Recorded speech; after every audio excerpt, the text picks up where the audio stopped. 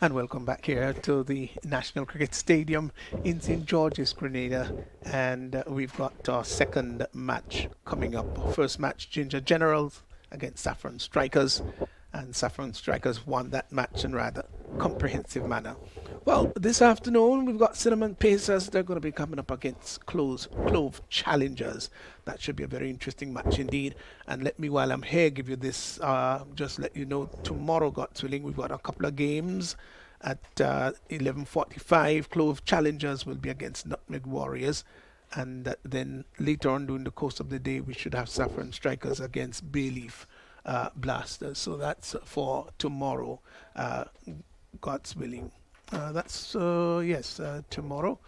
Let me just repeat that. Clove Challengers against the Nutmeg Warriors and Saffron Strikers going to be coming up against Bayleaf Blasters. But the match that we're about to see as the players are getting ready to go onto the field, Clove Challengers, Ginger Generals will be coming up against Saffron Strikers, and Cinnamon Pacers will be coming up against Clove Challengers. And then, of course, we've got the toss upper hand ahead. So let's see what really the toss resulted.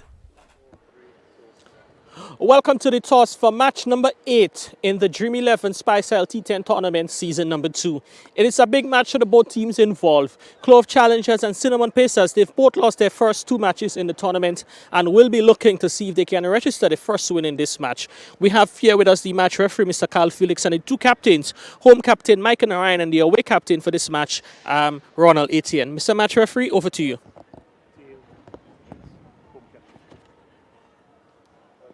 The call is ahead, and it is a tail. Cinnamon Pacers, Mike Narayan. You have won the toss. What's the decision of Cinnamon Pacers? First of all, I want to thank the Almighty for bringing us here today. We're going to have a bowl first. All right, it looks to be a change of plans today, looking to see if you can get your bowlers to restrict them to what total you have in mind. Yeah, well, anything under 100 is thanks, but I think we batters are feeling the first two innings, but we batted first, so we decided to change that and bowl first. All right, any changes to the lineup today for Cinnamon Pacers? Yeah, Alec comes in for Darren Hippolyte. All right, well, Michael, we want to wish you and Cinnamon Pacers all the best for this match and the rest of the tournament. Thank you. All right, we're going to have a chat with Ronald Etienne. Ronald Etienne asks about first. Is that what you had in the back of your mind? Yeah, that would have been the decision we would have made if we had won the toss, so no harm done. All right, not the sort of start you wanted so far in the tournament. 2 losses from 2 matches. I'm sure you guys will be eager to make things straight today. Yeah, that's cricket, you know, what already gone, that's history. We can't really dwell on that.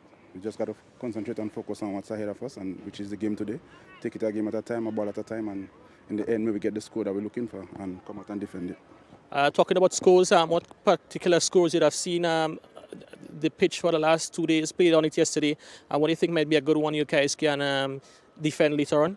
Well, the plans of the team is target 120. Anything over 120 is a bonus, but we're definitely looking to score 120. And the bowling that we have, we could defend that. All right, and any changes in the squad from last match? Same team from the game yesterday. All right, well, Ronald, we want to wish you all the best for this match and all the rest of the best of the tournament. Thanks, man. Cheers. All right, so just to recap the news from the middle, Cinnamon Pacers, they've won the toss and they've asked Clove Challengers to bat. So the news is that Cinnamon Pacers, they have won the toss and they have decided to field. So that is the very interesting match ahead here. Cinnamon Pacers versus Clove Challengers. That's the match that we've got on hand.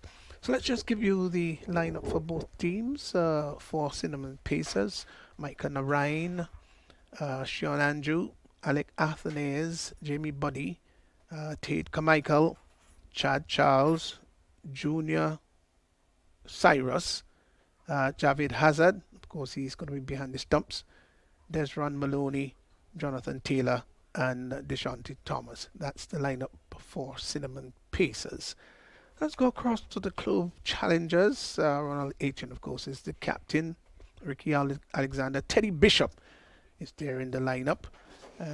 Cyprian Forsyth, Junior Henry, of course, the wicketkeeper, Imran Joseph, Dennis Naran, Deron Ned, Jaron Noel, Casimir Thomas, and Kesrick Williams. So that's the lineup for the Clove Challengers. And the news is that the Cinnamon Pacers, they've won the toss and they've decided to field. So, John, you make of it the conditions ideal. I don't think we're going to see anything untoward in regards to the pitch, which played pretty nicely. Kept a little low here and there, but by and large, the bounce was all right. This should be a pretty good encounter. Yeah, Stevenson, very interesting matchup there. Noticeably, none of this team has lost both games they have played so far, and they'll be looking to bag a win this afternoon. The conditions are very good for cricket. Just one interesting observation there is the inclusion of Alec Atanaz. He'll be playing for the Cinnamon Pacers this afternoon, returning from injury.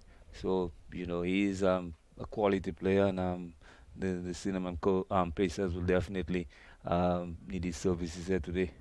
Absolutely, such a fine player. He's a touch player, and in last year's tournament did score rather heavily in the competition.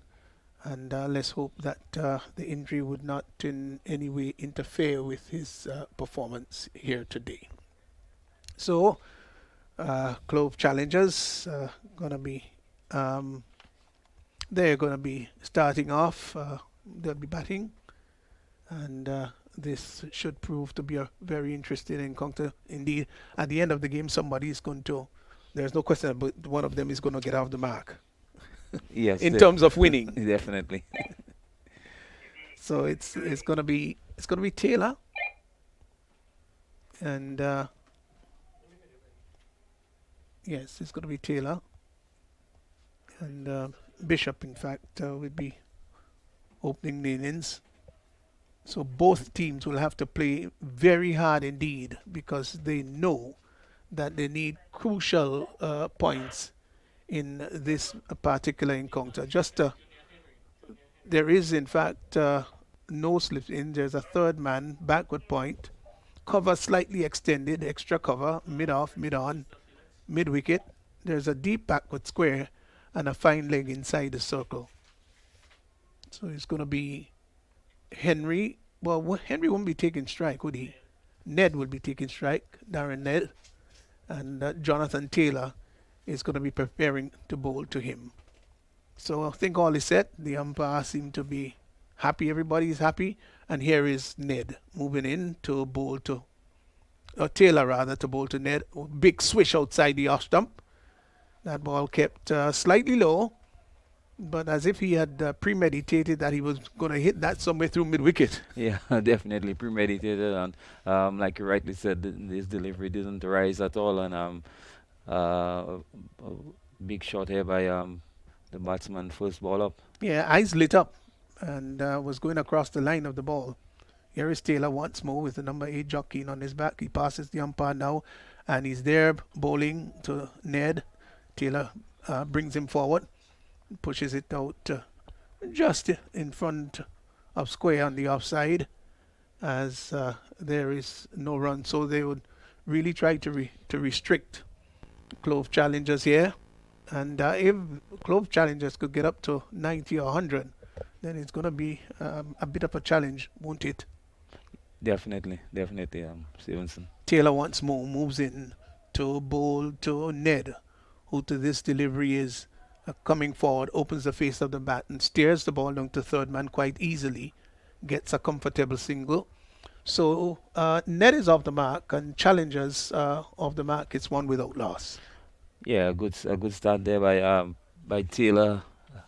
I think Stevenson, the pitch has lost a little venom because the same pitch yesterday, ball was coming on nicely, and today we see just a little bit of invariable bounce, or keeping low and some still carrying through nicely. Yeah, and more so at the River Road end, so to speak, as Taylor is in once more. This time to bowl to Henry, and Henry is getting a delivery that he turns down to the fine leg area. That's going to go into the boundary for 4, just over the boundary line now.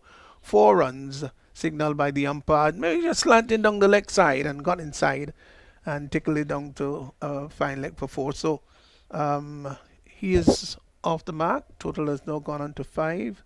What did the umpire signal? This runs, it came off his bat. Okay, let's see. It did come off the bat, didn't it? Oh, and it kept low It too. kept low.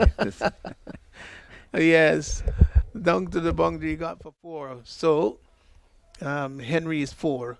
Here once more is Taylor, bustling past the umpire now, and bowls. And to this delivery is hitting that ball down to the mid-on area, and he is comfortably caught. So Carmichael got a dolly. It sort of came on to him. He was looking to cross back that one. In fact, he did, and went right up in the air. It came down quite easily. It was a dolly catch there at mid-off. And so Clove challengers, they've lost the first wicket so far. Junior Henry caught Tate Carmichael. The bowling of Jonathan Taylor, he's gone for 4. Clove challengers, they've got a setback. They're 5 for 1. Yeah, soft dismissal by Junior Henry. Again, we see that this delivery not bouncing as much as he expected, and ball hitting the bottom half of the bat and just lobbing for easy catch to mid on. And Clove Challengers has lost the first wicket. Yeah, so out goes Henry, and in comes Teddy Bishop. Teddy Bishop, by nature, attacking player, likes to get on with things. And the ball was airborne. I think a couple of the players are contesting as to whether indeed the batsman did cross, and the ball stayed sufficiently long in the air. I think they did. So it's going to be Taylor, as you've just heard at the stump microphone. He's just taken a leg stump guard, and then he's taken a middle stump guard. And many of these players, these batsmen these days, tend to take 2 guards, and according to who's bowling, whether it's a spinner or fast bowler, accordingly. So here is Taylor in to bowl to the new batsman Bishop, who is on off the back foot and steers the ball just behind square on the offside, but quickly sent back by Darren Ned, who shouted it to him. No run there. The over comes to an end. A successful one there, and Clove Challengers, having lost 1 wicket of Henry, is 5 for 1 after 1. Yeah, a good steady over there by Taylor, doing the job there for the Cinnamon Pacers, picking up the wicket of Junior Henry in the first over, and the score is 5 for 1. Good start by the Cinnamon Pacers. Yes, a good start there, and well, there'll be an opportunity for these two, of course, Darren Ned and Teddy Bishop, to redeem themselves. For the Clove Challengers, Cinnamon Pacers obviously would have different things up their sleeves. So who's going to be bowling from the River Road end? They're very careful in Cinnamon Pacers, just trying to make sure that all the fielders are exactly where they want them. There is a third man, so there's a big gap between the keeper and third man, backward point and cover. Just about 15 yards separate the backward point and cover. As here is Buddy moving in to bowl to Ned, and Ned is hitting that in the air. Somebody's going after it. The catch will not be taken. Dropped just in front as the fielder was going back, and they had sufficient time to cross for 2. But that stayed in the air quite some time. All the fielders there on the upside, they're in the circle, so they've got to run back. It was not like though there was a fielder down at sweeper position coming in. And it's always so much more difficult when you've got to be running back. Yeah, a difficult opportunity there. Here once more is Buddy in again and bowls, and Ned looking to just maybe push that out on the offside, and ball goes through to the keeper. So 7 for 1. We're in over number 2. Ned is 3. Bishop is yet to score, and Junior Henry, in case you've just joined us, was caught by Tate Carmichael at the bowling of Jonathan Taylor for 4. In bright sunshine is Jamie Buddy from the far end, brushing past the umpire now. He's there and bows to Ned. Ned is feeling for that outside the off stump. A little bit of way swing. Wasn't to the pitch of the ball. You could see that he was leaning out, and that top hand almost coming off the bat, so to speak, as he pushed at it. The ball just deviated slightly. Keeper collected behind the stumps, and Bishop just calling down Ned, maybe just admonishing him and asking him to play the ball on its merit, at least for the time being. Get your eyes in for a couple of deliveries. Would the admonition really work? Ned will face up once more to Buddy. He's there and Bowl. He's advancing down the track and looking to heave-ho that one over long on. And that's the problem when you've got a couple of dot balls, especially in the shortest version of the game, John. You can get a little bit frustrated. Yeah, definitely. I like this battle out there, Stevenson. Buddy really running in hard, and Ned really looking to go after Buddy, and so far Buddy has been winning the fight. Yeah, very much. There he is once more. Is Buddy in now and bowls to Ned. Ned is hitting that in the air. He's crying to say, catch it, the bowler that is. Somebody's going under it. The catch taken. And so another wicket has fallen. That one really was, he was looking maybe to work that through on the onside. In the end, really took it maybe going, of course, across to extra cover. And I think it was Maloney who went back and took the catch. But that's not where he really intended it to go. Might have taken the lead in edge. And just outside the circle, never looked like dropping it at all. So they've lost another wicket. Clove challengers. They're now 7 for 2 as Darren Ned caught Desron Maloney. That's right. Of the bowling of Buddy, he's gone for 3. And somebody cracked. It certainly was the batsman who did. Yes, Buddy seems to be getting some away movement. That ball actually started on middle stump, and the batsman Ned looking to hit over mid wicket, and of course the leading edge and Maloney safe hands and quite comfortable catch at extra cover, and the Clove challengers has lost the second wicket. Whoa, well, the captain has come in. He's got to play a captain's knock here. That's Ronald Etienne. He's not going to be taking strike. The batsman did cross while the ball was airborne. So here is Bishop facing up now to Buddy. He's there and bowl. And there just over the head there of the midfielder. And that's going to go down to the boundary for 4. Well, he certainly was in business for a fleeting moment. Came forward and lifted it over mid-off down to the boundary for 4. But there was a little bit of excitement there as it was just over the reach at mid-off, down to the boundary for 4. So Bishop is off the mark. You wouldn't want to say streakily. It was struck hard, but it was airborne. 4 runs he got, 11 for 2, and that's the end of the second over. Yes, a good firm shot by Teddy Bishop. Although it was airborne, I think it was way over the field at mid-off and collecting 4 runs, and Teddy Bishop has opened his account. So Ronald Etienne will be taking strike.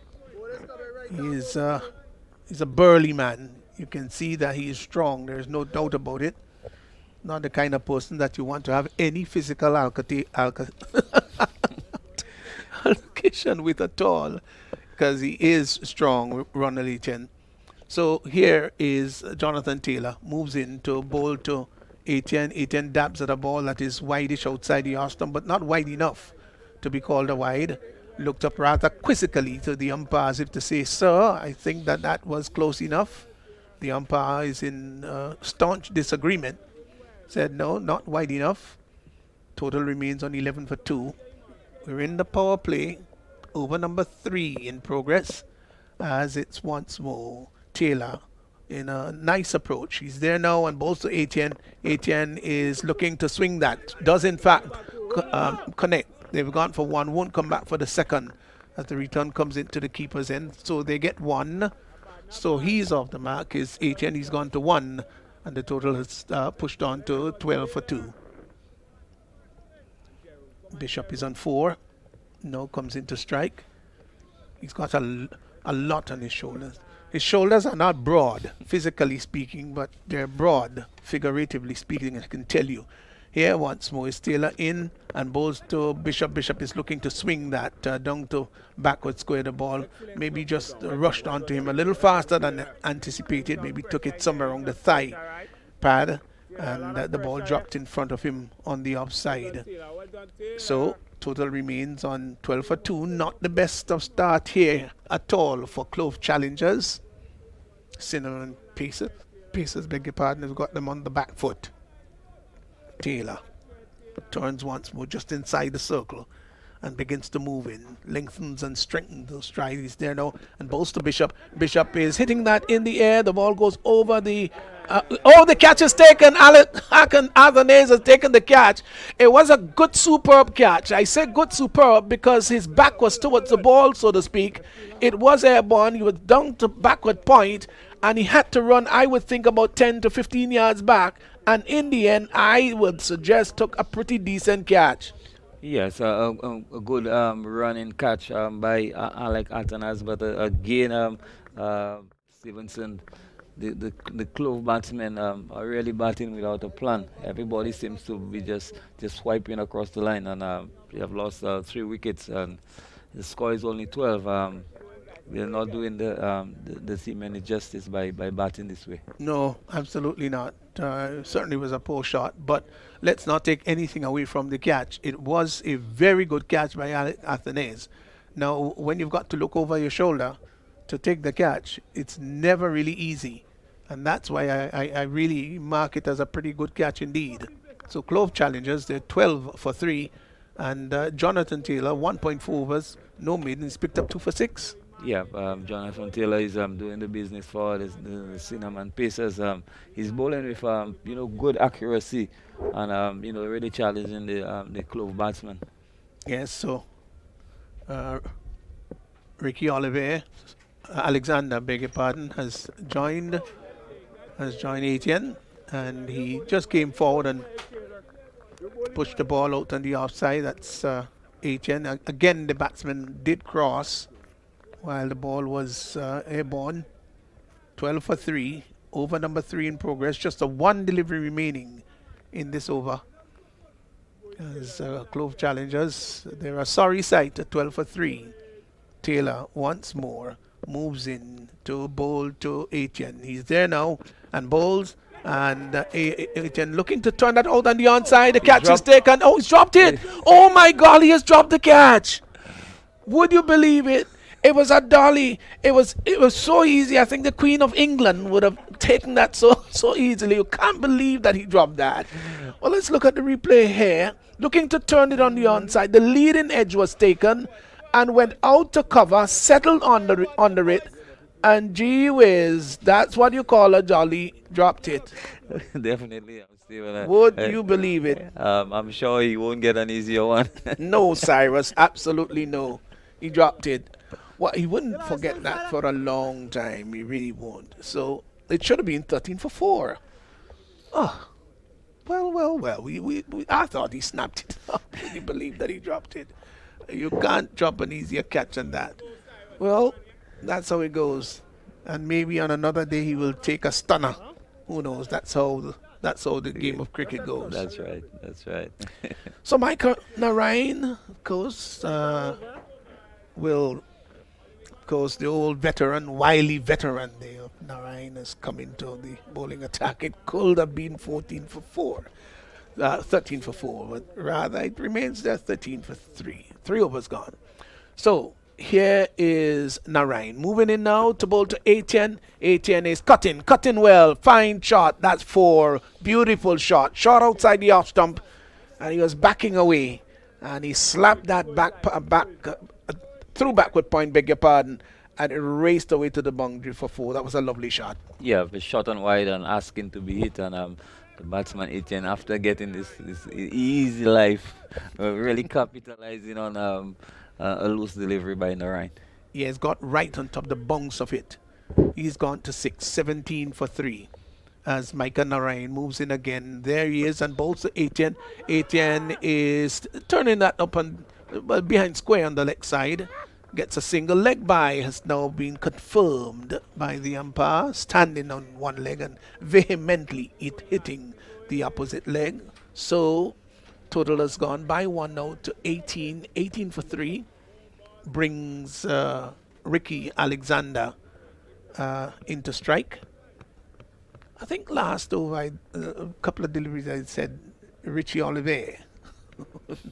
Of course, Richie, our producer here, who is ensuring that we've got these lovely shots and been doing a great job ensuring that this match is being brought live. Here's Michael Narayan in and bowls, clips it down to backward square, will get a single quite easily too. So total is pushed on by 1 now to 19. Alexander's gone to 1. Etienne, who is 6, comes back into strike. Lot would depend upon Etienne. He's got to play a skipper's knock here, shouldn't he? Definitely. He has to bat deep. He has to bat up in ninth, 10th over. Narayan in now, balls to Etienne, who is driving. Ball gets down to the deep forward square. They've gone for 1. Will come back for the second. The return comes in. It's a high 1, but they get 2. So 2 more to Etienne, who's now moved on to 8. It's not as fast between the wickets as yesteryear, because he's put on a few more pounds. But trust me, he loves this game and gives it his best. That's Ronald Etienne. 21 for 3 as Narayan will move in with the 5th delivery of this over in and bowls and is pushed up to long on by Etienne. Gets a comfortable single. They amble the single and 1 more to the total. He's now gone to 9 and the total has gone to 22 for 3. Yeah, skipper Etienne seems to be quite capable with the bat. There's no need to really slog across the line right now. They should look to build on such a poor start. Yes, rotation of the strike is going to be very important. Narayan is in and bowls to Alexander, who is under the back foot and turns it out on the onside. The bowler ran across to his right, fielded the ball that went across the straight mid wicket. Meanwhile, the batsman had time to cross for 1. So 1 more to Ricky Alexander, who will be taking strike next over. Ronald Etienne is 9 and Clove challenges batting first. They're 23 for 3. Yes, not the power play that the Clove challengers would have loved, but the Cinnamons places really did put in a good effort for the first 4 overs. Yes, so the end of the power play now, and the fielding team, of course, now have the ability to just open up the field a little bit as to whether they're going to still play as aggressive as possible. Maybe. I've got the philosophy when you've got your opponent, by the neck, you just keep closing it and tightening it. You don't need to ease it at all, should you? Yeah. Cricket, this game could change very quickly. You're sure right. 23 for 3. So it's going to be Alec Athanaze, and he's going to be getting ready to bowl to Ricky Alexander. Good change? Yeah, definitely good change. Okay.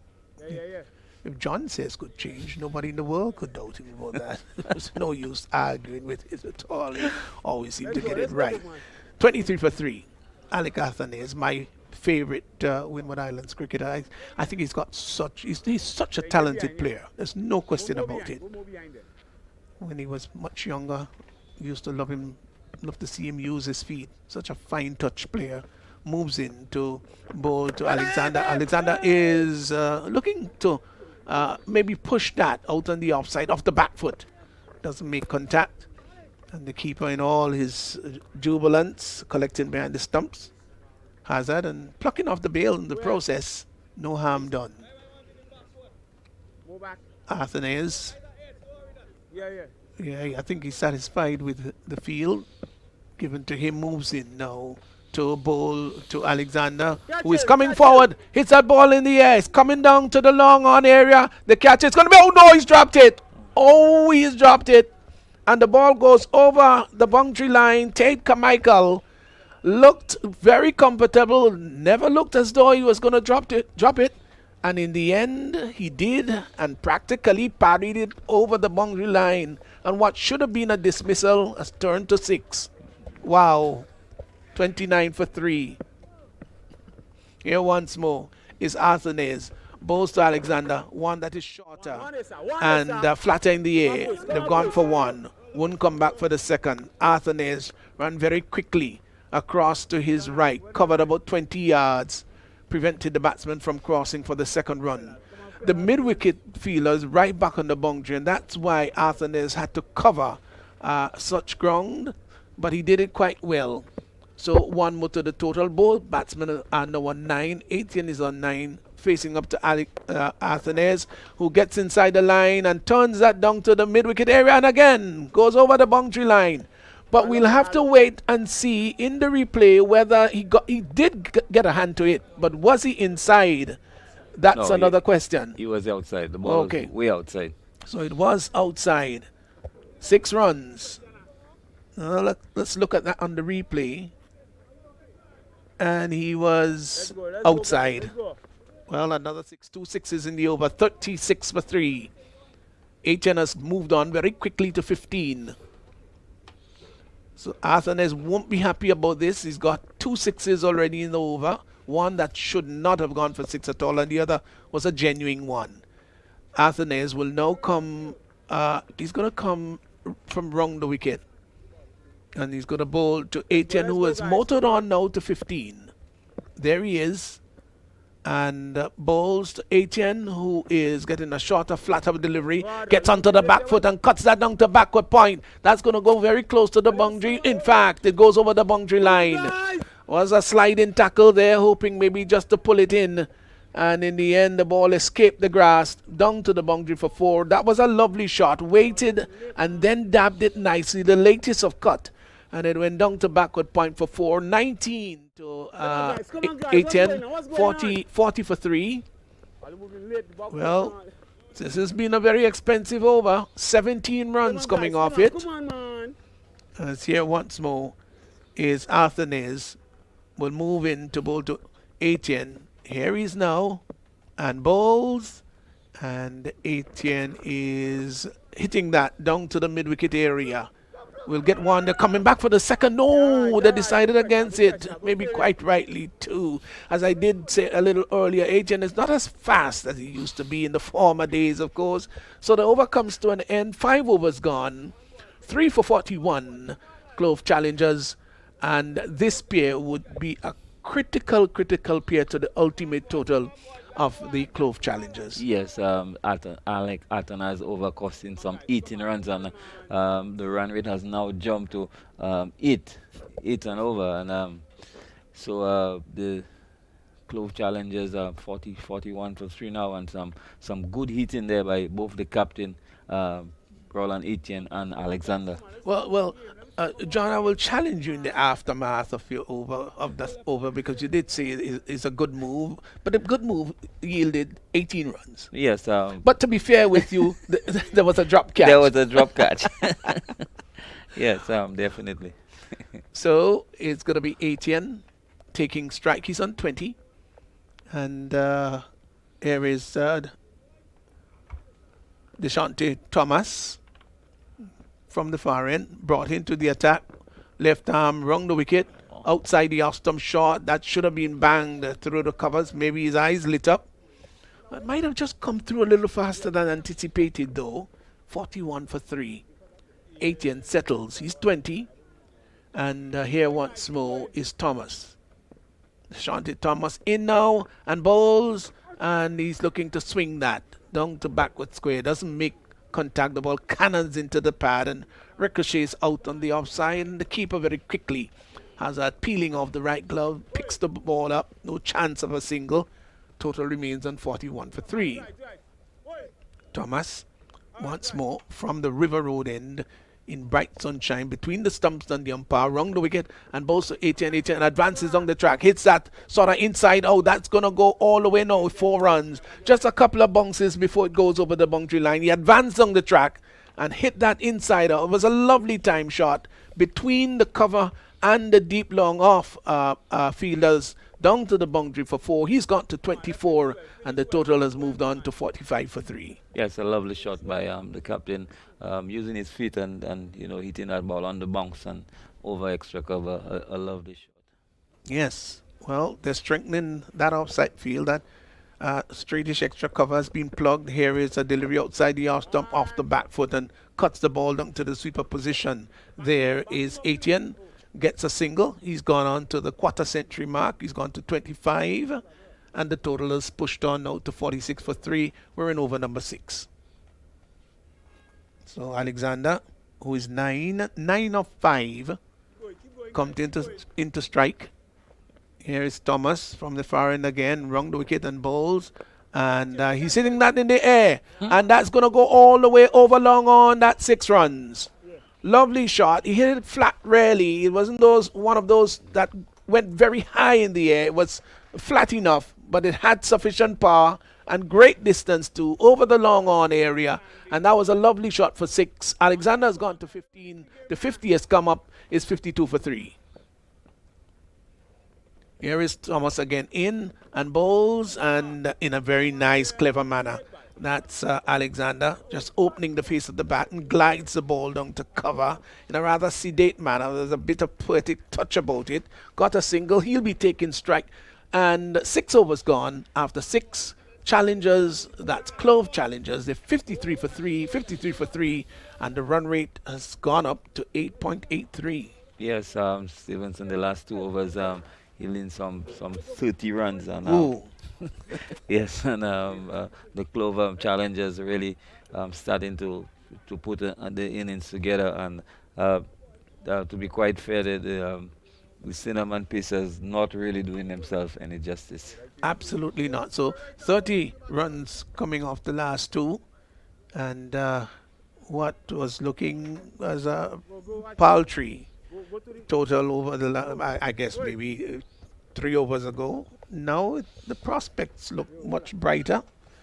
So we're just gone past the halfway stage, over past the halfway stage. 4 overs to go, and they're 53. They want to get up maybe to that 90 mark.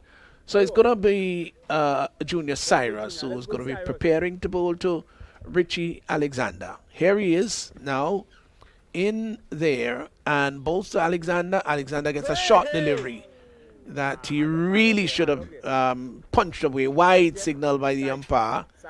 Maybe he saw it short, eyes lit up, and was just about too hasty into the shot. But you know what? They got one off that ball because it was wide. Now this is going to be a free hit, and it's gone all the way for 6-2. Now that was a delivery that was about shoulder height. It didn't drop. And so the outstretched hands of the umpire suggest that was really a no ball for height. 6 runs in the process. Now this is not very good at all for Cyrus. So there is a free hit. The field cannot be changed. 61 for 3. And Alexander's gone to 22. Here's a delivery of the back foot. Hits that down to the squarish cover position. And they get 1. A drop catch. Oh, it did go to the hand. Did it go to the hand? Yes, another drop Oh, catch. I'm sorry about that, and I really apologize to our viewers and listeners. I really did miss that. For a moment, I was following the angle of the bat, really, so it was another drop catch. Sorry. Here's a delivery outside the off stump, way too wide, signaled by the umpire now. Now, this is a really poor over by Junior Cyrus. 9 runs already coming off. 10 runs already coming off that over. Oh, so he's being more and more productive. So some 40 runs of the last 3 or so overs. Delivery that is cut down to backward point. 4 runs. Beautiful shot. Off the back foot. It was short.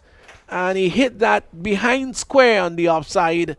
And it went very powerful indeed and very quickly indeed. Down to the boundary for 4. And Alexander is catching up with Etienne. He's gone to 23, 67 for 3. Yeah, actually it's Etienne. Etienne is the back. Etienne, beg your pardon. Sorry. Etienne has gone to 29. Sorry. Well, it's the second time I've had to apologize in the over. I guess it's rather human to err. So Etienne is on 29 of 16. And here once more is Cyrus. He's been badly treated. None for 14 so far. In and bowls to Etienne. Etienne is hitting that off the back foot, but can't pierce the offside field. I think he'll be disappointed about that.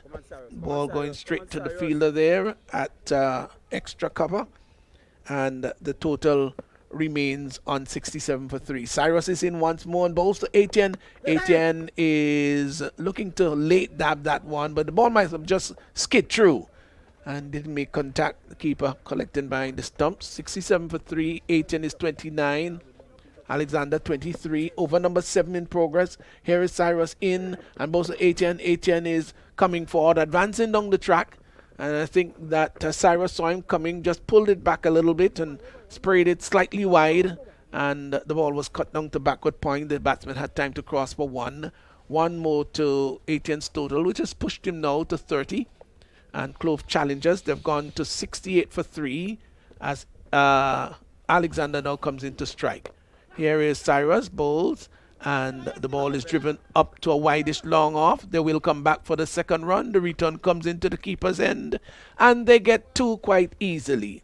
So more production here for the Clove challengers. They've gone to 70 for 3, 70 for 3, 7 overs gone. And a little early on, John, we were wondering whether they will ever get up to the 90 mark, but it looks very much that they're on course. Yes, poor over there by Cyrus.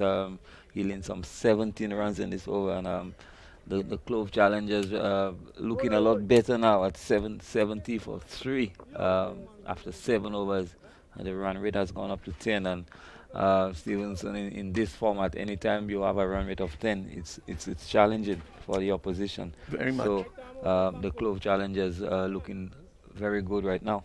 And the last 3 have produced 47 runs. Woo!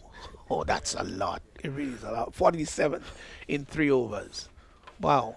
So, 70 for 3. Etienne is taking strike. He's on 30.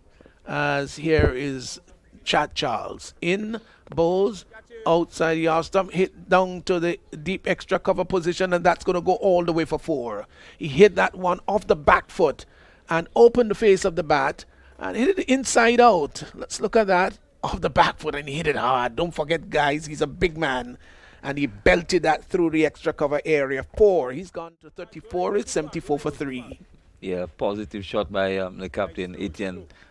He laid four runs, and he's continued to bat well.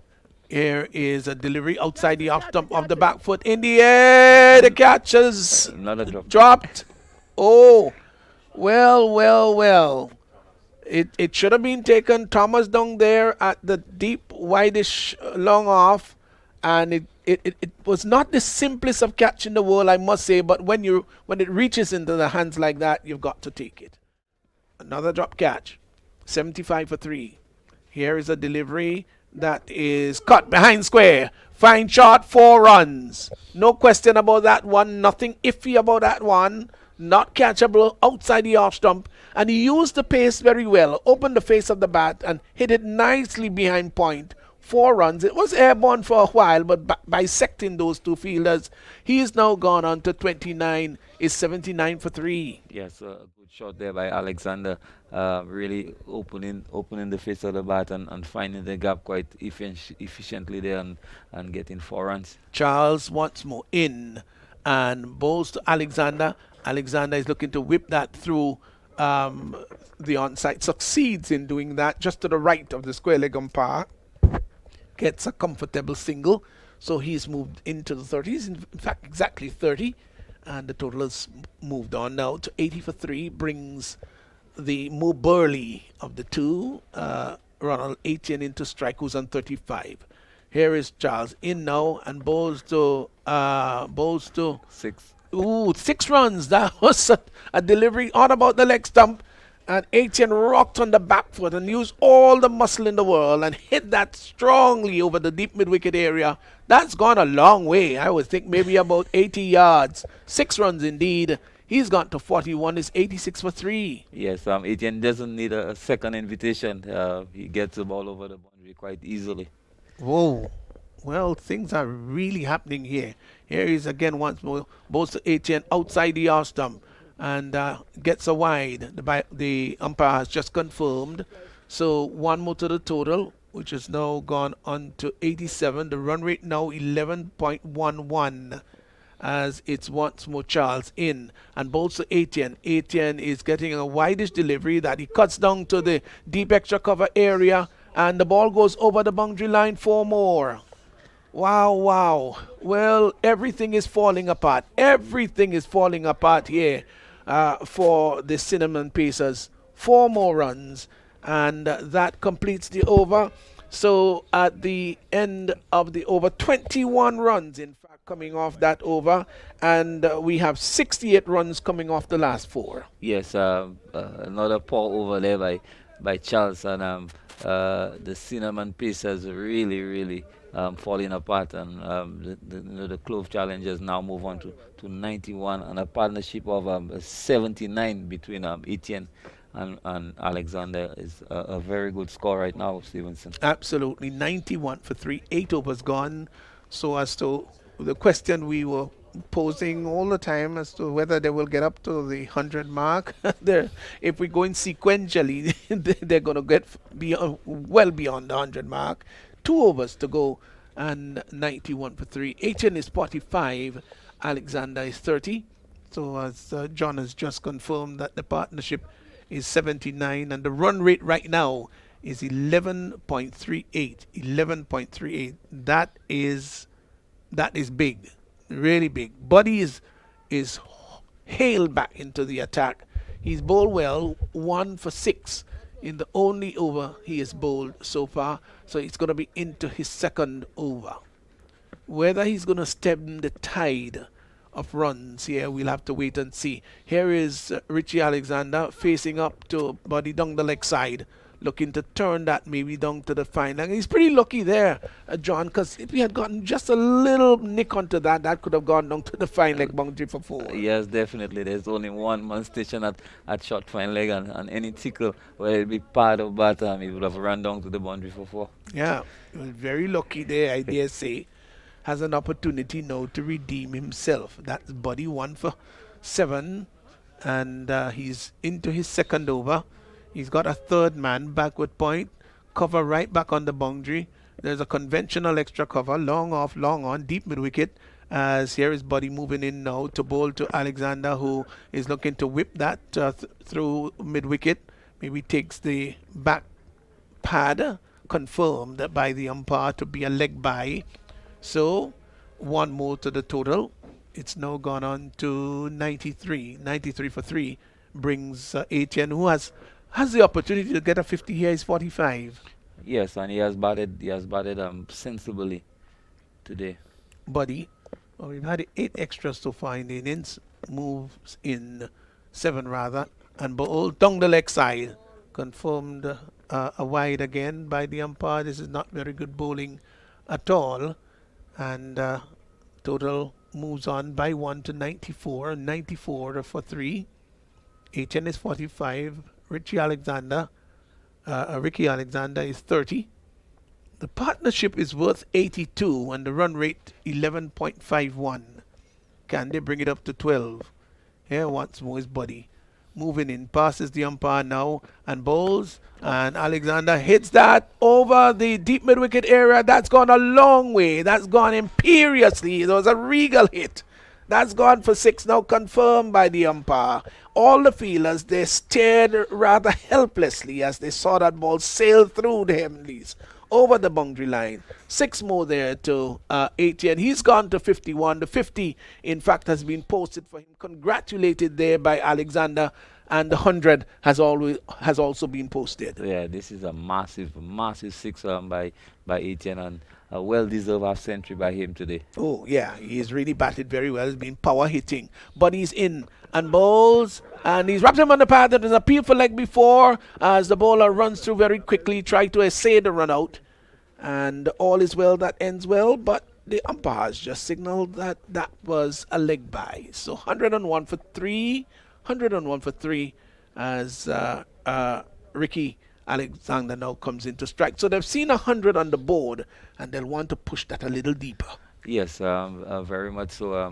With 9 deliveries to go, we could well see them get into probably 110, 115. It should be interesting that. Here he is once more. His Buddy moving in now and bowls to Alexander. Yorker-like delivery and gets a single. the bowler was crabbling there. He had a couple of grabs at it. There was a chance for a run out, I must say, but if he had held that ball cleanly and sort of turned around, then there was a chance. But he kept grabbing at it while he was on the floor. And the batsman saw the opportunity and gleefully ran through, took one. So one more to the total. It's now 102. And the big hitter in T10 now comes back into strike. Here once more is Buddy in, bowls to T10. T10 comes inside the line and looking to heave ho that ball, maybe somewhere down to backward square. He went way outside the arse stump and sought to maybe just lift it over the backward square. Didn't make contact. Total remains on 102 for 3. And just one delivery remaining in this over. Buddy, 1 for 15. Will want to make it 1 for 15 of 2. Let's see whether he can do that. In now and balls to T10. T10 Wide. is going to be getting a wide. Yes, confirmed by the umpire, another wide. So far, we've had some 6 wides. 6 wides bowled. So they've been peppered, and then so many wides don't help, do they? No, definitely. That's an additional over. It sure is an additional over. Yeah. So some 7 more balls remaining in the innings here. He's advancing down the track and tries to hit that over mid-wicket. The ball takes it on the edge and they manage to scamper a single home. So that's the end of the over. 9 gone, 104 for 3. 104 for 3. Achan is 52. How well he has batted. Ricky Alexander is 31. The partnership is worth 92. And might we have a 100 partnership, which would be the first one, of course, for the season.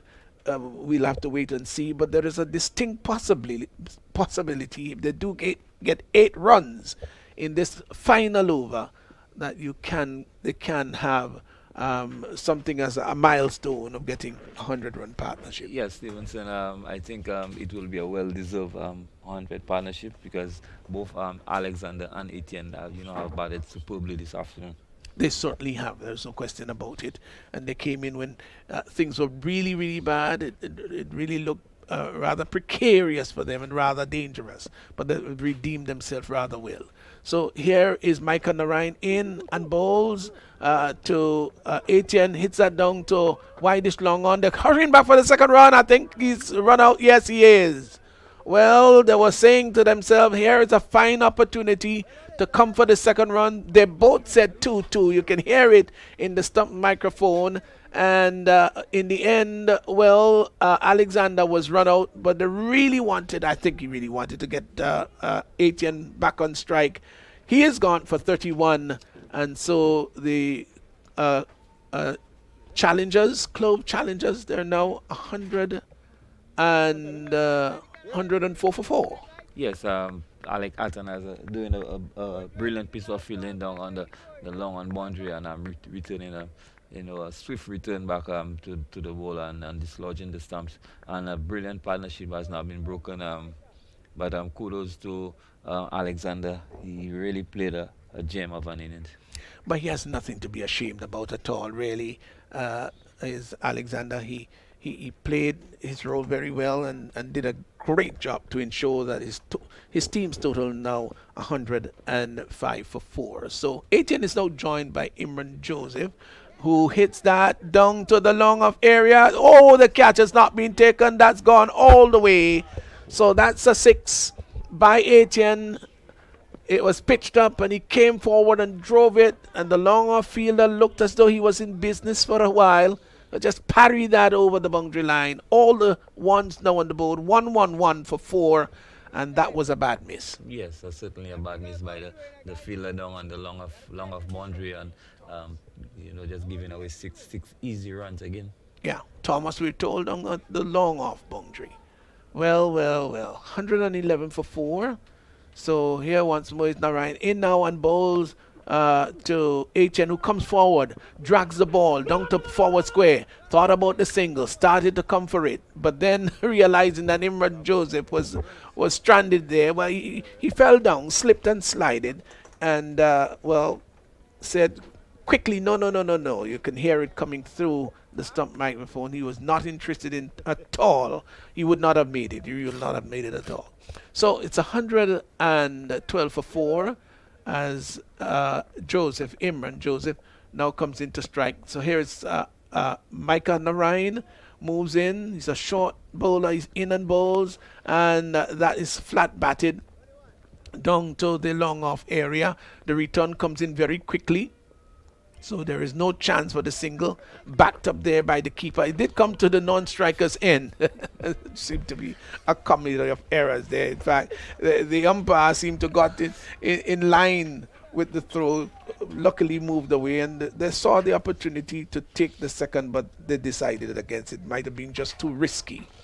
So T10 is 60. He'll be taking strike. 113 for 4. As here once more is a delivery that is hit in the air, going down the ground. That's gone a long way. Oh, that's a massive hit. It's a humongous hit, a ginormous hit. That's 6 runs, gone all the way. Beautiful shot there by T10. Got to the pitch of it and lifted it high and handsome. Oh, look how he advanced. He kept his shape very well too. And when it's straight like that, and it's high like that, and it's powerful like that, it's going to go all the way. He's gone to 66. It's 119 for 4. This was a proper cricket shot. It was. Last delivery of the innings coming up. Here's Micah Narayan. Bowls, and T10 gets that outside the arse stump. And he's going to be comfortably run out there, Imran Joseph. Well, you know, they're going to be running for everything. The last delivery of the over, I don't think it's going to hurt at all. So whatever the case is, the innings has just been folded as 119 for 4, and what a remarkable comeback by the Clove challengers. Of course, Alexander and T10, they were the two that really redeemed the Clove challengers, and they've got a beautiful total, rather impressive total of 119 there on the board. And for one moment, it looked as though it might be about 60 or 70 for victory. They turned the tide around. Yeah, definitely a good comeback by the Clove challengers. A partnership of 92 between Alexander and T10, and bringing up the score to 119, and really very good performance, but you know, a very poor performance, Stevenson, in the field by the Cinnamon Pacers.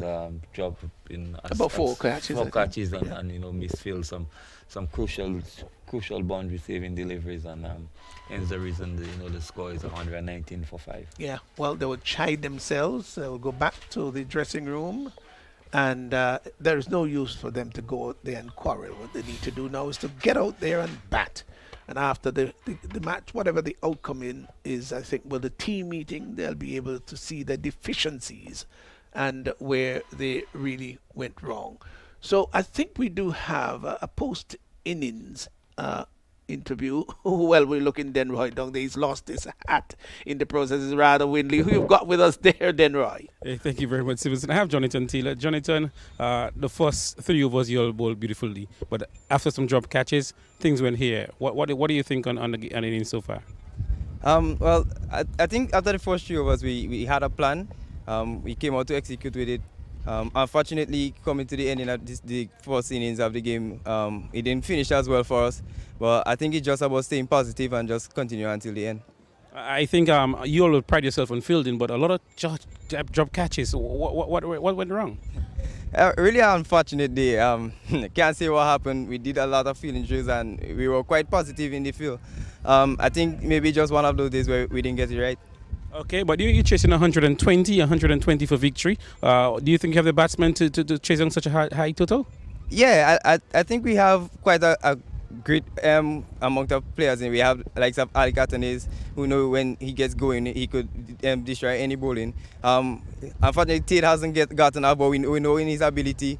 We have Hazard, we have a few players well, and we're just backing in our abilities to do it, and we know once we get going and once we continue sticking to our plans, we can execute. Well, all the best for the chase. All the best. Thank you. Thank you very much. We'll be back in a short because I have Kedrick Williams is coming too. So give us about in not 2 minutes and we get Kedrick. So Kedrick Williams will be interviewed there shortly. Clove challenges 119 for 5, and the run rate 11.90.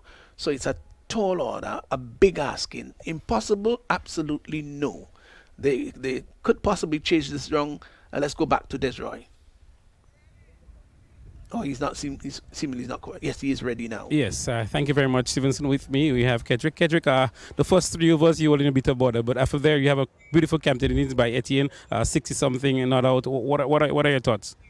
First of all, I want to say thank God for bringing me here. It's always a pleasure to come to Grenada. But I mean, rough start. I mean, you can see the wicket was spinning a little bit low, but the guys got to adjust to the wicket really fast, and that's what something you need to be able to adjust to wickets really fast and play to the condition. And the guys did a really good job. Yeah, they extremely did. Now, defending 120. What are your plans going out there? The plans, honestly, we made 120, but the plans is to restrict them for under at least 70. So if your bowler's going out with a mentality that probably you make like 60 or 70 runs and go hard at the start, get some early wickets in, hit the right areas, execute the plans that we set in the dressing room, then we should be fine.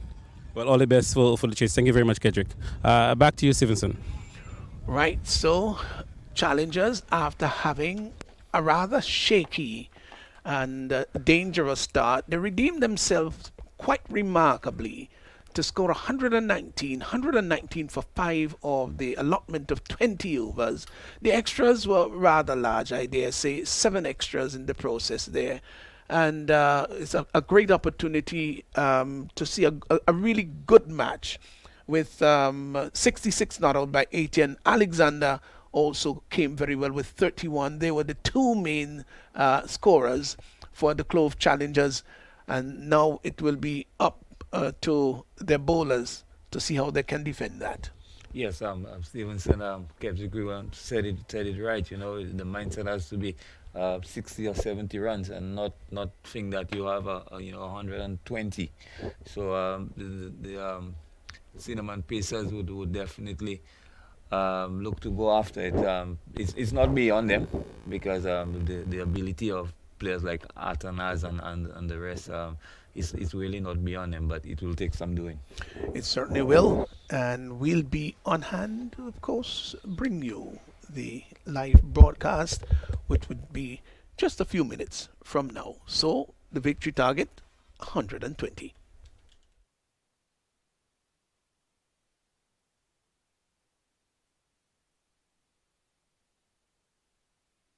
Live from the stadium that delivered that memorable and emphatic win to the West Indies, Grenada, comes the Dream 11 Spice Style T10 2.0 cricket competition. 30 matches, 14 days of exciting T10 cricket action. 6 teams, only one will be champions. See the likes of the Spiceman, Andre Fletcher, Devon Smith, international players Kesrick Williams, Alec Atenez, and more. Support your team. Love the game. Dream 11 Spice Style T10 2.0 cricket competition, April 5th to the 18th, Grenada National Stadium. Pure Spice of the Caribbean.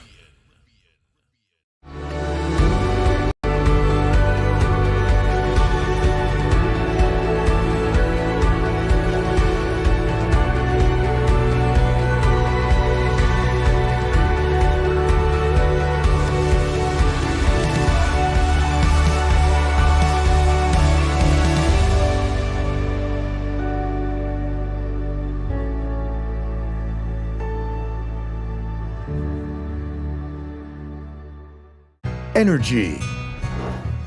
The world runs on it every day. Good morning. Welcome to Seoul. Hi. Hi. And when we put the best of the Caribbean together with the energy we harness, everything runs so much smoother. Because at the end of the day, it's all about connecting people. Happy birthday, Dad. Seoul, wherever your journey begins.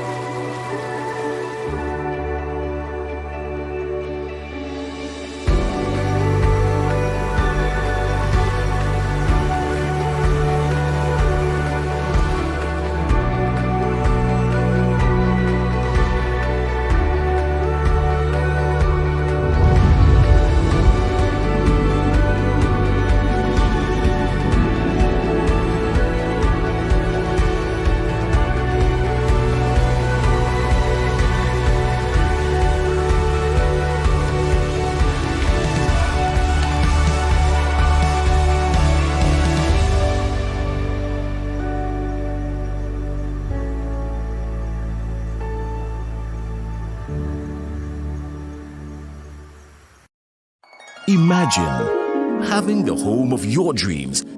Imagine investing in that piece of property you can call your own. Imagine finally doing that home improvement project you've always been thinking about. It's time to stop imagining and start doing. Let the GUT Credit Union help you take the first step with fantastic rates, affordable repayments, and reduced legal fees. Make the move. Get better terms on your mortgage. Use your home equity to make those dreams a reality. Act now. There's really no place like home. GUT Credit Union. It's where you belong. Have you ever seen a jab cooking oil down and Tanya log in the same pot?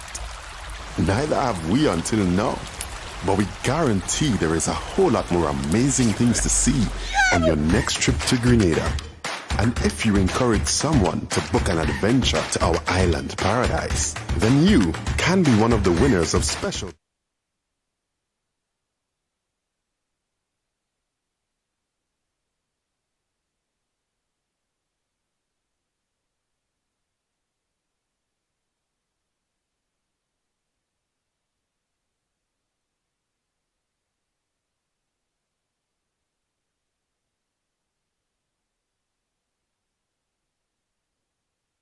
Welcome back to the National Stadium. Again, we are witnessing match number 9, Cinnamon Pacers, the up against Clove Challengers. Well, we have just seen two beautiful innings that brought Clove to 119 for 5 in their 10 overs. And we are expecting really exciting finish here. Cinnamon Pacers would want to pull off this victory to get their first 2 points of the tournament. None of these teams has so far recorded any points, so certainly one of these teams would have the first 2 points. Had been really a good inning we have seen today from Ronald Etienne, 66 not out, really stroked the ball very well. But that short inning of 31 from K. Alexander also really was a critical part that he played. Remembering that Clove Challengers lost their first 3 wickets very early. Partnership of 93 brought them to 119 for 5. So opening the batting, Alec Altenas, I think one of the top scorers in the first edition of this tournament, Desjon Maloney, and they are both players for the Volcanoes. So really, they have experience and they are really good players. So they are opening the batting for Clove Challengers, Cinnamon Pacers. The left arm spin of Ronald Etienne going to pick it up from this northern end. And he's going to be bowling to Atenes, first delivery, which is pushed back on the offside. Etienne doing his own feeling. Ronald Etienne, the captain of Clove Challengers. And this ball is swinging down to mid-wicket. There's a fielder coming off the boundary. So the batsman amble a single. Altenas off the mark with 1. So it's 1 without loss. Target 120. Desjon Maloney comes in to strike. And he too had some good stats, and he would want to carry on. They would want to make sure that they have a very good platform so they can chase that score of 120 for victory. The right-handed Maloney. Etienne just stop at the offside field backward point. Short third man, extra cover and a mid-off, all in the circle. Short delivery, swung down to mid-wicket. The fielder is getting on there. He takes the catch. And Maloney goes, caught by Bishop on the mid-wicket boundary. And really, first strike there for Clove Challengers. As Desjon Maloney looking to pull this one somewhere over mid-wicket, not getting hold of it. And Bishop coming in and take a very good catch. And really first strike for Cinnamon Pacers. Clove Challengers losing their first. Cinnamon Pacers, they losing their first wicket. Attempting to get to 120 for victory. Maloney won't be happy about that dismissal at all. Bishop took a good catch though. and very much in contrast, of course, to the opponents who dropped quite a few in their feeling. That was well judged, well taken. Cinnamon not off to a good start at all. They're Ye- 1 for 1. Yeah, well, certainly this is a start that Clove challengers Rob wanted. Yesterday, they lost a match in the Super Over. And Etienne, who's, in our view, one of the tighter bowlers in this format of the game, he went for 26 in 2 overs. Remember in that Safan striker needed to get 39 in 3 overs. And they actually did. It ended up tie, both teams on 38 and then the Super Over. But in that Super Over, he bowled 2 overs and he got 26 runs, which is unlike ETN. So, but you are certainly right in terms of the feeling. Just one, not three, just one. Was not up to par what we expected. Quite a number of catches was dropped. ETN. This one Hazard there, a little difficulty. Push on the offside. Some serious bunks there, boy. Yeah, he got some bunks attached to that one too. I'm a little surprised that he got such a huge bunks. Javed Hazard and the fielders are on their toes. See a well packed offside field, all in the circle. From short third man to mid off. Quicker deliveries, he's looking to pull, hit on the pad, but just seeming to go down the legs. Good decision. As another short, quick delivery. And Hazard looking to pull it, just crash into the pad, but seemingly from here probably would have just missed the leg stump. That's what it's looking like, but we have an opportunity to see it. Oh, yeah, maybe just outside the leg stump. Pretty close one. Good shot though. Etienne, left arm around. Hazard bowled him. Well, certainly look here as though being bowled. You're going to see the replay what happened there, but it certainly looked as It may have come off the pad of the keeper. May have come off the pad of the keeper and onto the stumps. We did hear. Let's look at it here. Let's see exactly what happened. Yes, it was very close. Came off the glove and went onto the stumps. Yeah, but it certainly heard there as if it would crash into the stumps. Yes. So, good delivery. End of a good over, Etienne. His first over, picking up the important wicket of Maloney. 1 for 1 after 1 over, and they require still 119 runs from 54 deliveries. Luck will depend on these two here to do something special, as Alexander and Etienne did at their turn at the crease. Athenaeus and Hazard, they would want to just restore and redeem themselves out of the hollow that they find themselves in at the moment. Well, it's 1 for 1, but just remembering that Clove challengers lost 3 early wickets. I think they were something like 11 for 3 or something of that sort. So they lost some early wickets and then they came back. But Athenaeus is a player that I think was the MVP of the last first edition. Really good player. Deserved it too. A lot will depend on him.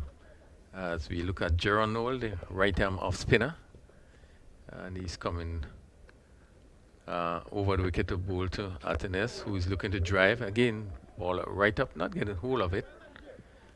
They went out on the offside. This is a player that really, I think Cinnamon Pacers will be looking to help bring them to that total.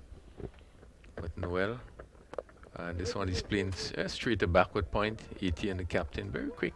Even though he's just put on a bit of side, but his movement, he still is moving really quickly on the field. He's always been a very energetic player, always lively. That hasn't changed. Again, he's playing offside, straight to cover. They go for the run. Yeah, good running, and Hazard really backed up well there. As this one just went to the right of the cover fielder, who just had to move a bit his left. I think Athenaeus has to remember the sort of player he is. There's no need for him to lose his shape when he's batting. When he plays good cricket shots, he tends to produce much better. So he's not a slugger at all. He's the kind of player that is a good, genuine striker of the ball, and likes the ball to be coming off the middle of the bat while keeping shape. So that's going to be very important for him to remember. Yeah, I certainly agree with you. And this is the reason why he did so well, because we were sitting here and wondering where the power was coming from when he was clearing this boundary with ease. And this is not a small field, but yet he was clearing it with ease. So it tells you something about timing and positioning, getting to the right position. So Hazard, and the faces first delivery from Noel. Again, Hazard looking to play outside. They have some made no contact.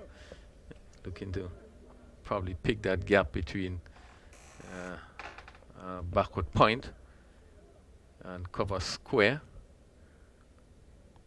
Yes, it's not a big gap though. It's a rather small gap, just about 15 yards.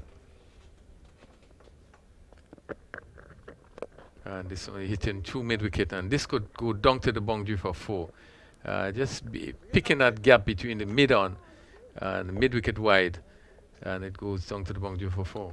It's important really to utilize, Raphael, your first fours, the power play. When the field is in, that's when you need to go over the top. And once you get to the pitch of the ball, you know, and have a pretty good idea as to where those fielders are, utilize that power play. Because when the field is spread, you've got to now begin to think about ones and twos rather than the conventional boundaries. Yeah. With the fielders on the leg side, all in the circle. You see, it goes high into the air. They're going to clear the short third man fielder, and the batsman going to come back for 2 runs. Again, Hazard looking to repeat the shot, to take from outside the off stump, just to clear that leg side field, and it's going to high up off the bat over the short third man fielder, and he picked up 2 runs in the process. Well, the overs come to an end, and at the end of 2, they're 8 for 1. Slow going. Yeah, well, we have seen really started off slow, but we would have seen in the inning of Clove Challengers, some 68 runs were scored in some 4 overs. So you really need, you can pick up 2 big overs and really put you back on track. So it's got to be around here, River. It's got to be around here. Don't forget your total is a big one, 120. That's big. So you want to remind yourself that, look, this is important. The required run rate as it stands now is 14. So this has to be a crucial over. You've got to get up close to 14 in this over just to keep it manageable. And if you only get about 6 in this over, then, you know, you're thinking about 15, and the pressure is going to certainly build. So you've got to go hard now. So Imran Joseph, right down fast, did create an impact as he came on the scene with his pace. He's going to bowl to the left-handed Atenas. So over the wicket Atenas, he's looking for the drive. Ball right up. And let's wait for the umpire signal there. Yes, get some bat on it. Just went out on the offside as we look at the replay there. Looking for the big drive. And you see probably his shape, you know, and probably looking to hit somewhere over long on. And that ball just taking the edge into the pad. He picked up a single in the process. Yeah, but again, we emphasize he is generally an orthodox player. And he doesn't want to change that around very much. When his production is best, when he remains orthodox. When he decides to be rather unorthodox, his production level decreases. So Imran Joseph and Hazard is looking to cut, pretty quick delivery. Good carry. As he was looking to cut at his delivery. He seemed to have been beaten for pace there. That one really crashes shooted into the keeper's glove. Contrasting delivery. The first one was pitched right up, just inviting the left-handed alternators for the drive. The second one to Hazard was pitched much shorter, So contrasting length, I dare say, and that one made some height also. I think he was beating up for a bit of pace. We see the third man is now being pushed right back.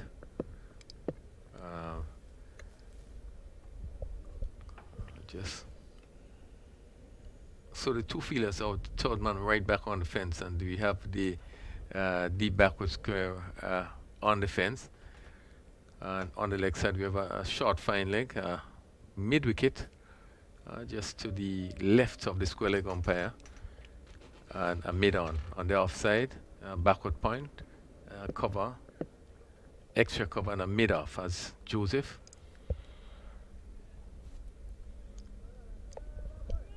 He's going to bowl to the right-handed Javed Hazard. Hazard, who would have had quite some good starts.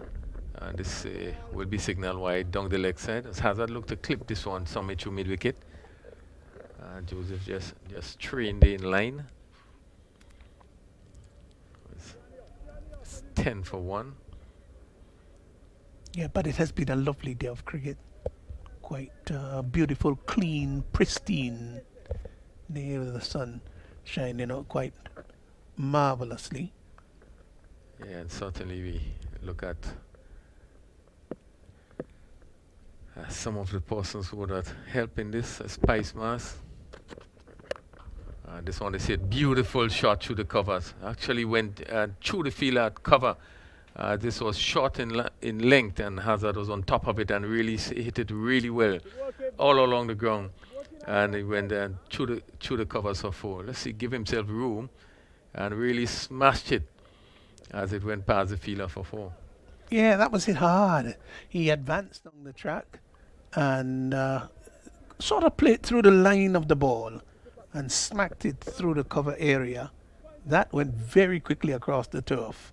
That's the kind of shots that you want now. You want to be as productive as possible. Still got another 3 deliveries in this over, and he'd want another boundary. That's going to be crucial. You've got to get another boundary here.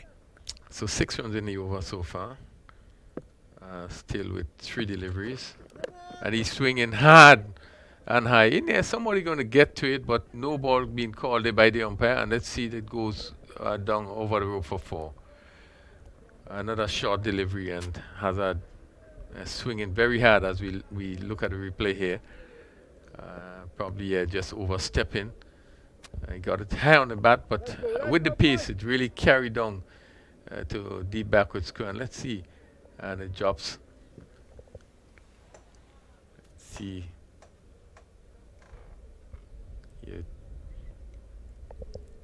Yeah, just drop 1 bounce, and it goes over the roof for 4. Yeah, well, he wasn't in danger of being dismissed at all because it was a no ball. So it's a free hit now, 19 for 1. And he's swinging and missing there. Hazard, I think it would have been better if he were trying to hit straight, but swing across the line. The ball just seemed to straighten a bit. He made no contact. 19 for 1. We have Joseph so far going for 11 in this over. Yeah, they want to make sure that this over, Clove, they want to make sure that they get about 15, 16 runs of this over. That's important for them. And this one is hit straight to backward point. Again, no timing. Okay, Black, say. The score remained 19 for 1. Still 101 needed. 43 deliveries. So, you know, as you said, it will take some getting. Yeah, it certainly will. They still got to be scoring at 14 runs per over. They need like 2 boundaries per over to give them a sense of safety. Pitch up, and how did that miss the stump again? Right up, and Hazard looking to swing across it, made no contact, and that really delivery concluded the over. It's 3 overs being bowled, 19 for 1. Hazard 14 from 12, and Alterners 3 from 6. Yes, well, the asking rate now is 14.43, almost 15. The current run rate 6.33. And Well, Athens and Javid, they got to sort of throw caution to the wind, I dare say, at this moment. You can't sit there and think, well,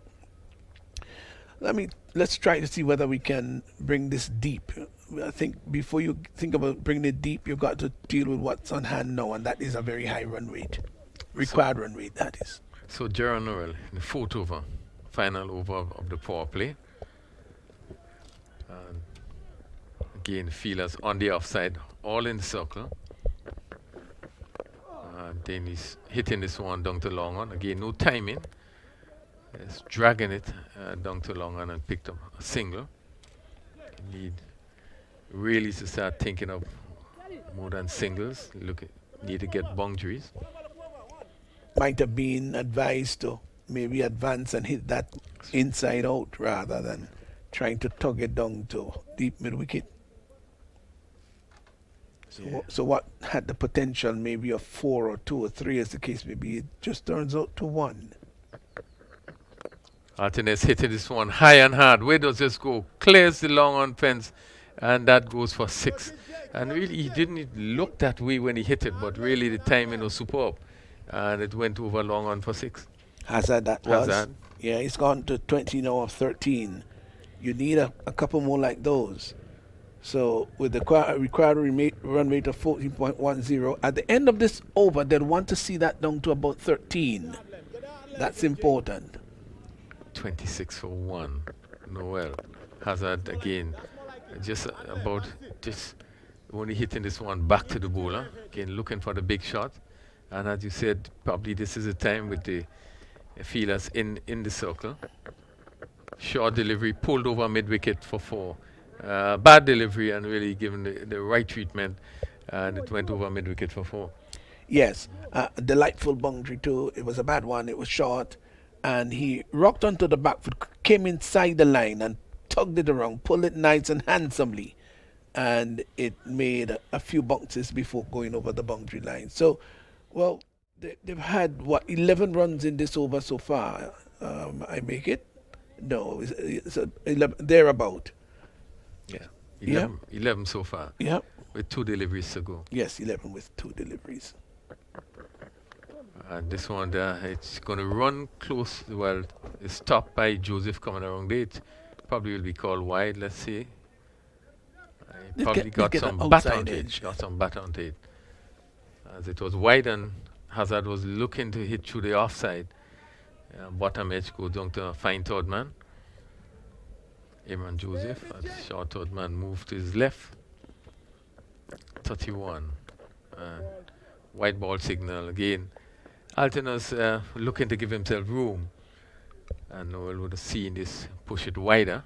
Well, he's 4-7, a little uncharacteristic of him though.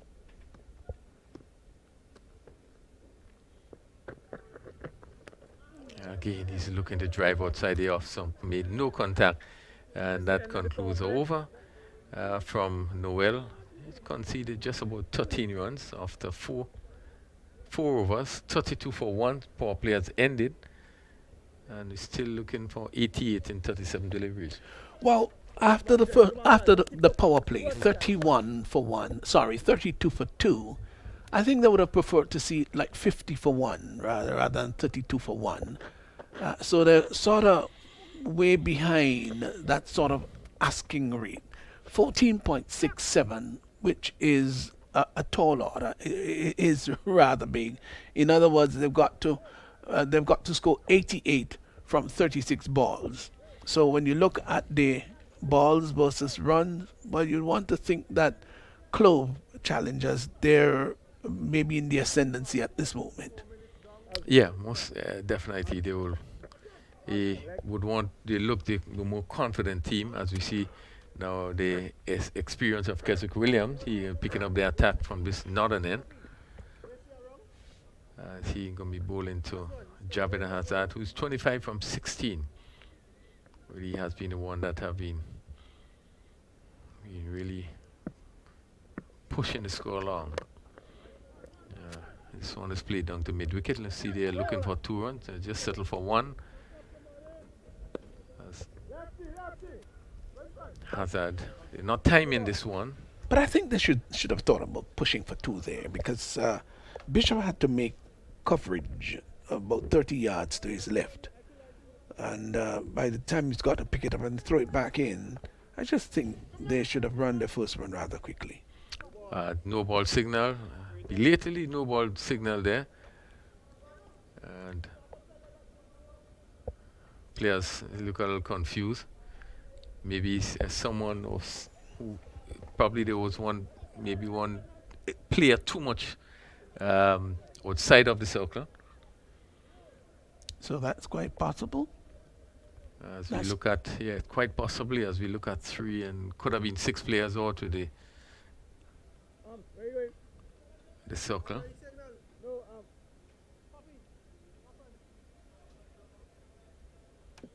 (34-1). We are in the 5th over. Keswick Williams, this time he goes over the wicket to the left-handed Altenaz. And for this delivery, he's hitting high. This goes in the air. Could someone get close to it? No, just eluding the backward point. And the batsman come back for 2 runs. Again, looking to hit this one somewhere over backward square. And not getting hold of it. Oh, he certainly didn't cue that very well. It's been a rather uncharacteristic innings by Altenaz. He's a great time of the ball and tends to hit the ball rather cleanly. Today he's looked rather jerky, a bit out of shape. And when I say out of shape, I'm not talking physically. Usually when you're batting and you keep your shape, then you tend to play the ball much, much better. Yeah, I agree with you. Really a nice time of the cricket ball. Again, he's having difficulty, ball pitch right up. And the fluency that we associated Altenaz with, we now really seen it. On another day, you know what, Rapel, he would have squared driven that. Opened the face of the bat and glided on to the 3rd man. This time he's trying to hit it much too hard. Hits it hard into the ground. Yeah, as you see, just losing his shape a bit, looking for power. As Williams. Right up, hit straight. And this, let's see, just cleared the long off there. And it goes for 6. Joseph right back. And jumping, getting his hands to it and just going through his hands. And over the ropes for 6. It was always going to be a very difficult assignment for him. This time he hit it straight. And it was airborne quite a bit. And yes, it had to be a very spectacular catch. To catch it in the air, maybe throw it back and then run back in and complete the catch. Full to the bat, again driving, but back to Williams. Again, not being able to show the fluency that we associate him with, but score is 42-1 with one delivery to go in the 5th over. Well, they require 78 from 31.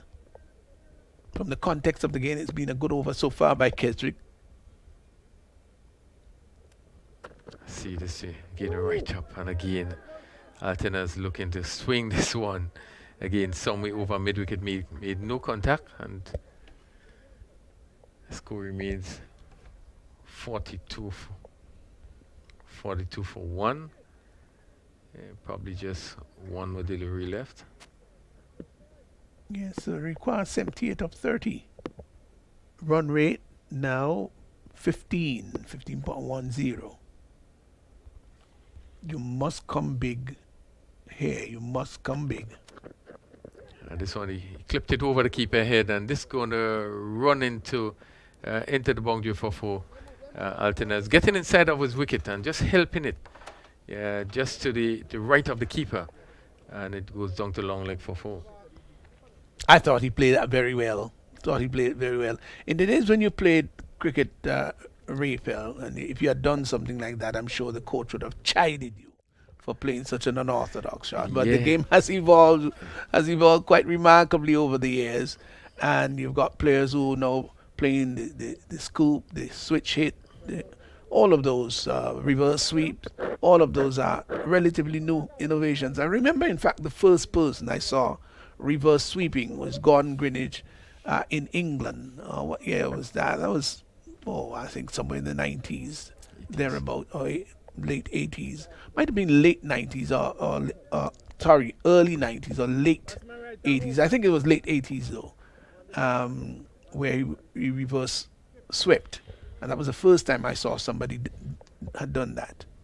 Yeah, the game has really evolved. At one time, a lot was spoken about in terms of your technique, in terms of bat and pad and playing your orthodox up to mid-off, mid-on. But that has certainly changed with the franchise around the world, and really the game is different. I remember the good old days, Raphael, when batsmen would be tapping away at the crease, while the bowler might be coming in, and that's when you lift your bat. Now the bat is lifted, and the high back lift is there, lifted and waiting for that bowler to come in. So Darren Ned, it is take it up from that southern end, short delivery and hit down the backward point. The cover comes very well. Good feeling on the boundary there, as his ball was struck very firmly by Hazard. So he picked up a single in the process. Good timing. He was on top of this one and hit it well. I just needed to get it probably a little bit squarer to beat that feeler on the cover boundary. 73 of 29. So Ned, who have not yet batted the way we expect him to, or we have seen him. He has been very prolific in the local tournament. 3 centuries so far he has scored in this year's tournament, St. Andrews, St. David's. As he's again alternates, probably got edge on it, and just goes over the boundary for 4 there. As it's actually his wide being called, and it goes down to the boundary for 4. Again, looking to hit square. And that's Sheldon Andrews coming across very quickly. I thought he made a gallant effort. He really did very well. And I guess the pace with which the ball was traveling, it would have been very difficult for him to keep it from going over. He got a hand to it, but in the end, I guess the momentum of the ball just carried it over the boundary line. 52 for 1, 68 from 29. Ned. And none for 6. Yeah, they need a couple of boundaries. Again, Atenes hit this one well. Let's see where this goes. Over extra cover for 4. Again, Ned pitching it there full and wide. And Atenes is coming across as we look at the replay here and really hit this one inside out. Look over extra cover. Look how good that shot is. That shot is, I don't know if we realize how good that shot is. He was already way outside the off stump. The bowler saw him seeking to make room and pitched it further. And he just opened the face of the bat and still hit it inside out. Again, this one is flashing outside the off stump, no contact. Ned getting the ball to leave the left-handed alternate. And that shot, that's what made that shot before such a good shot, because the ball was actually leaving him. And he had to come across and really get into the sort of position to get bat onto it. The run rate has gone down for the first time in quite a while. Now it's gone back up now to 14, just over 14. They want to bring that down to under 14, just for the psychological benefit. So Ned, this is full hit down to White Todman for 4. Full delivery. Again, Atenes going after it and getting a bottom edge, but getting no bat onto it. That caused it to beat the backward point and rush down to the boundary for 4. 24, and Atenes 24. 60 for 1. And we're still in the 6th over. 60 required from 26 deliveries. Yeah, it's a tall asking. Not impossible, but I dare say tall. It is important for a couple of things. 1, for the rotation, turning over of the strike. And 2, you must have boundaries. Those are 2 important features for a success story. Well, there's 14 runs off the over so far. This one is caught. Lovely shot down the backward point between the point and the White Toad man, and it rushes down to the boundary for 4. Lovely shot by Athens. This is this is what we know of him. He really was in position and really cut hard. And the third man on the boundary really didn't have a chance. And he went deep into the crease to do that. Went right back on the crease. And Andrew, who is generally very fast across the turf, Shion Andrew, really couldn't do anything about it. He challenged it, but it was futile. So this pass is 64 for 1. As again, looking to drive, made no contact again, trying to hit across this one. And it goes to the keeper. So at the end of the 6th over, 64 for 1, 56 required from 24 deliveries. Well, the current run rate is just about 10, just over 10, and the required run rate is 14. Now, is it gettable? Yes, it's gettable. But it means that the Cinnamon Pacers won't want to lose a wicket. No, not now at all. 56 of 24, it is reachable, but you've got to make sure that these next couple of overs, they've got to be productive. You don't want in your final over that you've got 15 to win. Generally, the bowling team will have very much an advantage. So 64 for 1. The right-handed Hazard in strike, and Joseph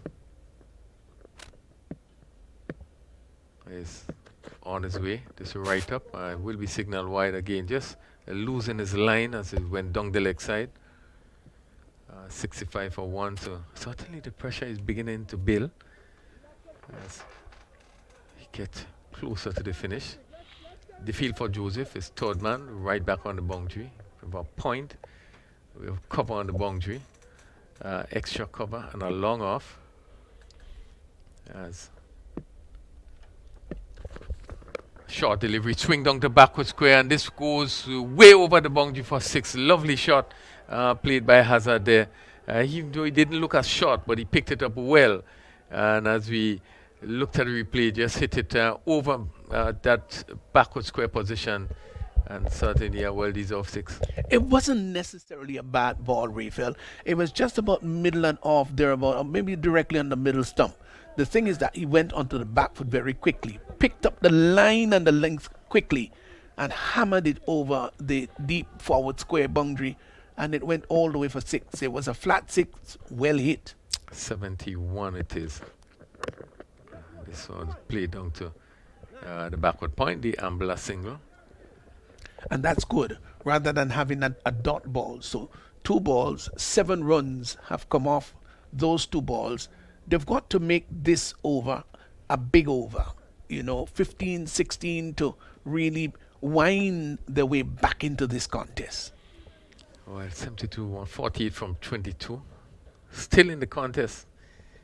I think it's still really competitive. It can go anyway. Yeah, the run rate, Raphael, 13 runs per over needed. Wide signal, bad delivery. And let's see, they're going to also run a single in the process. So 2 runs and still a delivery to go. Yeah, he's got to bowl that over. So they need 46 of 22. I think we got a match on hand here, don't Yeah, we? we do have a match. We do have a match on our hand. There's still 4 deliveries to go in this over, and at 74, you get up to 85, 90 at the end of this over. We do have a match on. So the right-handed Hazard comes into strike, and he's pulling this one down to mid-wicket. Where does this go? Cleared the mid-wicket fence for another 6. Another good shot, and the ball was not as short, but he really hit it well. And that cleared that mid-wicket boundary for 6. How good is this shot? How good is this shot? Really good. Shot onto the back foot. It sat up nicely, really nice. As if he were waiting on it. It could well be that he anticipated a short rising ball, rocked onto the back foot, and hit it clean as a whistle. Didn't look to hit it too high in the sky. Flat enough, powerful enough, 6 runs. I love that shot. The couple of sixes that he hit, pulled in that area, I thought I loved this one even better than the first. Yes, I think he knew he was preparing himself for the short stuff, knowing have played against Joseph before, expecting that. So he really was in position and hit it well. Playing a really splendid hand. He's 40 from 21. As he faces another delivery from Joseph. This one is right up and they're going to go down to the boundary for 4. Let's wait for the signal.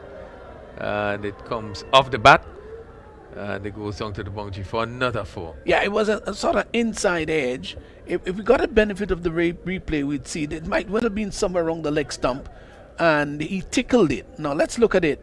Right, it went between just taking the inside edge of the bat and still went between the legs down to the boundary for 4. You can't fault the keeper at all for that. It was screaming past his left hand, and this is turning out to be a highly productive over. Very, very productive indeed. Joseph, none for 31. Yeah. In his second over, good slower delivery, which was well played down to third man, and they pick up a single. Yeah, so I think 16 runs have already come off this over, and there's still another legal delivery to go.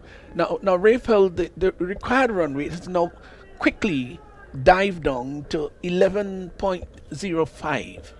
So that's manageable. It is manageable. 85 for 1. It's manageable. Now, this is all about the excitement of the game here, and it's all about the drama as it unfolds. This is a lovely, lovely match. This is Jim. Beautiful shot. Lovely shot. Let's see that goes across the road for a lovely shot. Very good shot by Atenas. And really, he played with all the ease as he came across and stroked this one for 4. This is absolutely unbelievable. Now he came forward, and what looked, Raphael, like a gentle push while opening the face of the bat turned out to be screaming across the turf down to the boundary for 4. As I said before, there is no need for him to play the big slugs. That's not his game. But he's caressing the ball with equal result, meaning effectiveness, that is. 89 for 1, 7 overs gone. Raphael, they do need 31 of 18. That's more than gettable. Yeah, but I did see, and 23 runs came off that over. It really was a big over, and I did see it get up to, at the end of this over, to 90. It looks pretty, but at 89 for 1, 3 overs to go, you certainly would think that only 1 wicket down, you really think that the batting team would feel a sense of confidence going for this 31 runs. Right, the captain, who is usually economical, T10 is going to be in bowling. Now, how important this over is, I think it's absolutely crucial. Now, if you're a Cinnamon Pacers fan or player, you'd want to get about 14, 15 from this one. This one is swung down to the backward square. It clears the boundary for another 6. Again, just around the legs. And Hazard is bringing up his 50 with a lovely shot, which he really swept from around middle and leg stump. Now, how good is that shot? A top class shot, a really top class. It's not a top edge. It really was genuinely, he got inside the line and lifted it handsomely down to the deep backward square area. 95 for 1. Hazard is steering this one to short third man, and they come to for a single. He'll go thinking 96 for 1. We are in the 8th over. I like the idea here. The idea here is to dab and get a single. So now, with the left-hander in, it means that T10 would have to change maybe his line and change his length, and then the field will have to change. That's the dynamism of rotating the strike. Left and right-handed combination makes it even more complex. Yeah, makes it so difficult when you change. This one is hit to mid-wicket. The mid-wicket fielder comes off the boundary. And another single to Atenas. Put your body behind it, man. 97 for 1. Yeah. Really have been a good reply so far. 8 runs of the 3 deliveries already of this over. Again, he's sweeping and it beat this. And this is going to go down to the boundary for another 4.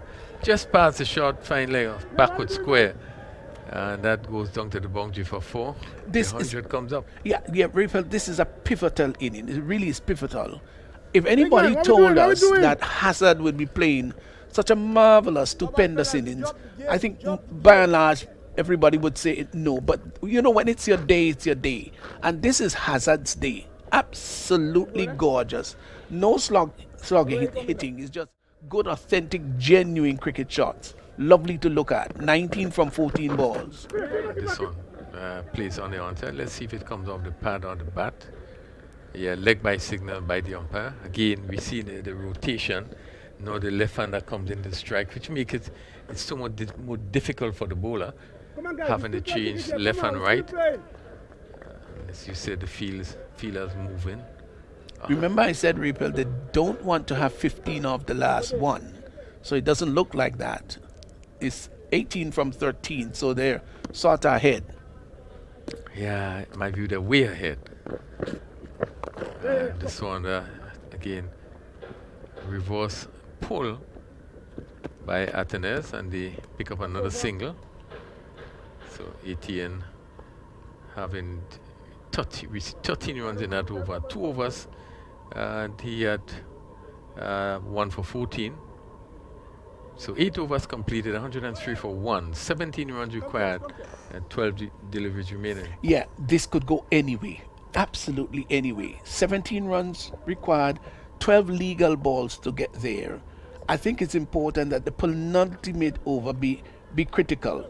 Now, you look at Cinnamon's Pacers innings, 103 for 1, just 1 wicket has fallen, which means you don't have to worry about wickets in hand. You've got sufficient there. If they go on to lose this match against Clove, it means that they've got only themselves to be blamed. I agree, certainly agree. The experienced Creswick Williams, I think, which probably this over probably would be the most important over, which would tell us directly where this game goes. He's going to bowl to the left-handed Atenas. Bishop at long on. There's also a mid-wicket straight, a mid-on. There's 3 players on the boundary. Now the deep backward square is being called in. Mid-wicket on the boundary. It's a long on. Williams, just 4 players on the leg side. But Pacers wouldn't want to lose a wicket here either. It's going to interrupt the rhythm. This is driven over backward point for 4.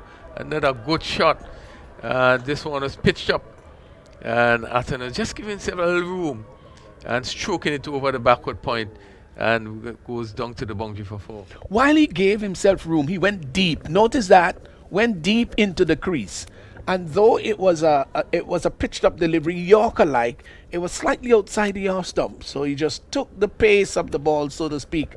And because the angle is outside the off stump, he's naturally left-handed, squirted it, just heaved it over the backward point for 4. Lovely batting. 107 for 1, and it could very well over in finishing this over.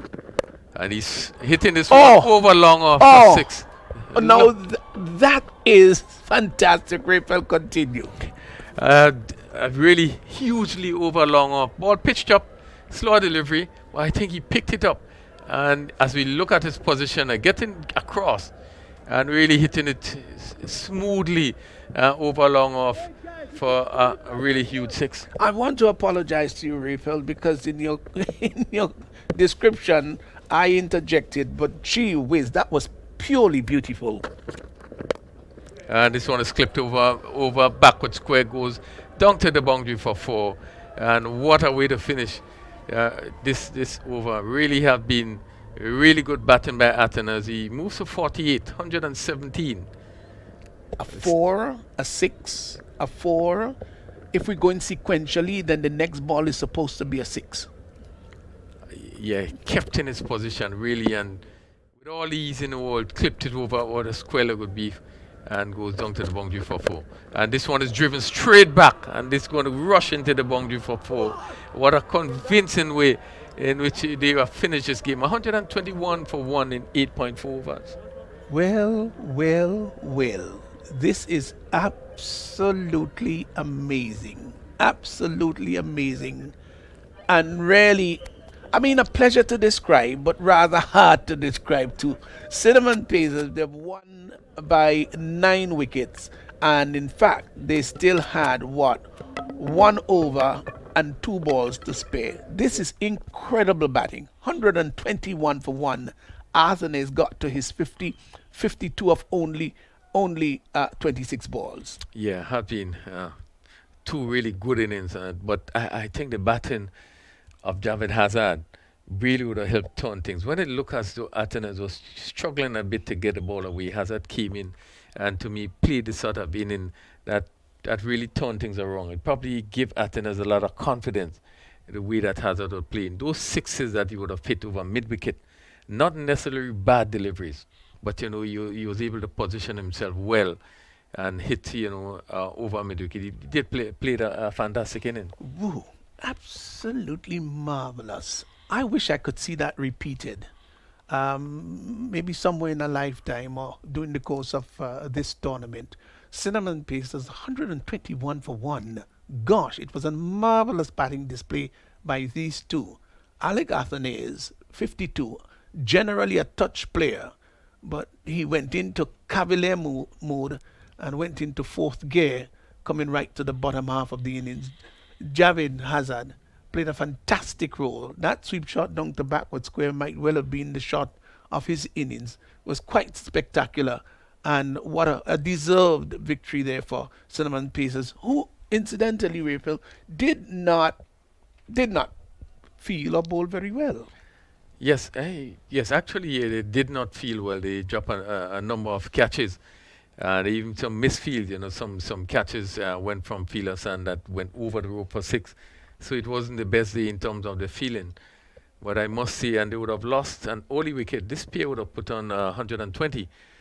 They would have lost an early wicket. And, we felt it would have been a struggle to even to get up to that score of 120 for victory. But here we see they have turned it on. Atenas 52 not out, Hazard 56 not out.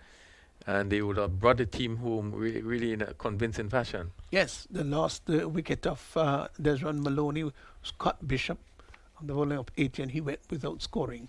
And then these two half-centurions came and took it over and brought the Cinnamon Pacers home. A fantastic victory, really fantastic victory. And I think even Kesrick Williams may well have to go into the dressing room and walk to Athenaeus and say, hey, well done, well done. Etienne had 1 for 14 of 2, bowled well. Noel, none for 20 of 2. Joseph had none for 36, expensive of 2. Williams, none for 32 of 1.4. He was the most expensive. And Ned had 1 for 18, none for 18 of 1. Yeah, which was really a good game. And we have seen in the last 3 games a partnership of 95. Then we saw 93. And now we see 120. So it seems as though the batsman is beginning to come into their own. The wicket the pitch continues to play very well, and it really seems going forward that as they get used to the condition, we probably would see bigger scores.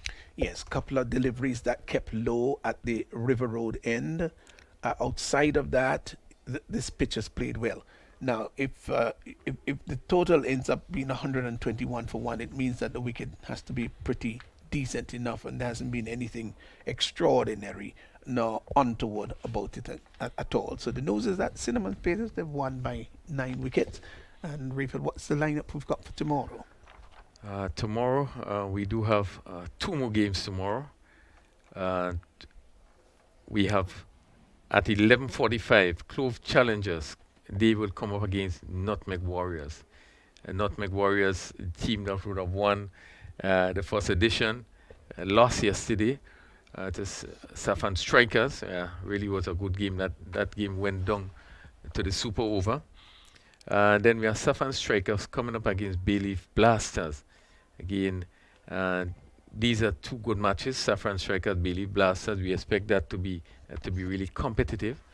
And Clove Challengers again is going to come up against Nutmeg Warriors. That game is at 11:45, and Saffron Strikers, Bailey Blasters. That starts at 2:30 tomorrow. Again, as we go deeper into the tournament, we expect it to be more competitive with the batsmen coming into their own. So we expect, these tournaments to get closer and closer, tighter and tighter in terms of competitiveness as we go forward. Yes, absolutely. And the excitement will continue to ring on here at the National Cricket Stadium. Kudos, of course, to the ground staff who's done a pretty good job. We're just sort of peeping to see whether Kerry is there. We usually have our Man of the Match award, but we've not seen him within eyeshot as yet. But again, the news is Cinnamon Pacers, they've won by 9 wickets. As you speak about the man of the match, as we look at this game, it would be certainly a test when we look at the performance of the players in terms of who gets man of the match. Obviously, with the winning team, we look at the innings of Atenes and also Javed Hazard. One would think that it will be between either of those players. Hazard, in my view, played a masterful inning. Maybe you can have a joint man of the match. Interesting. But it'll be interesting to see what the adjudicators, our adjudicator would do in terms of who would be the man of the match. We're still waiting to see whether that is going to be officially announced. We're going to hang on here just maybe for another minute or so. If not, then we will wrap it up. But the Pacers, Cinnamon Pacers, they've won again, just in case you've just joined us. They've won by 9 wickets. And they have won convincingly. 119. We all expected that 119. I think probably this has been the most runs scored in a game. Yes. 119 and 121 for one. It's at 119. You think that you give yourself a good chance at 10 overs. But here, we saw the Pacers comes in and really made light work of the score. They really did. They had an over and 2 balls to spare. So well, just to see, as we let you know, as we look at the condition down here at the National Stadium, excellent condition. I think that the players are going to is relishing the quality of the field and the wicket and so forth. And really, it's sort of condition, you'd enjoy playing cricket. Yes, it's wonderful. Everything is really conducive for good, excellent cricket.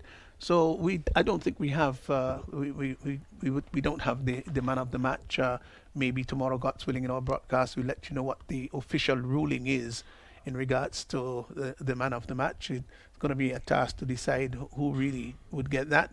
But the news is that Cinnamon Pacers, they've won this second game of the day, and they've won by 9 wickets. So that's all we've got for you. It was an absolute pleasure bringing this broadcast for you. And just to remind you that tomorrow, God's willing, we've got Clove Challengers. They'll be coming against Nutmeg Warriors. Saffron Strikers will be up against Bay Leaf Blasters. And we'll be on hand to bring you the commentary. Until tomorrow, have a good and wonderful one.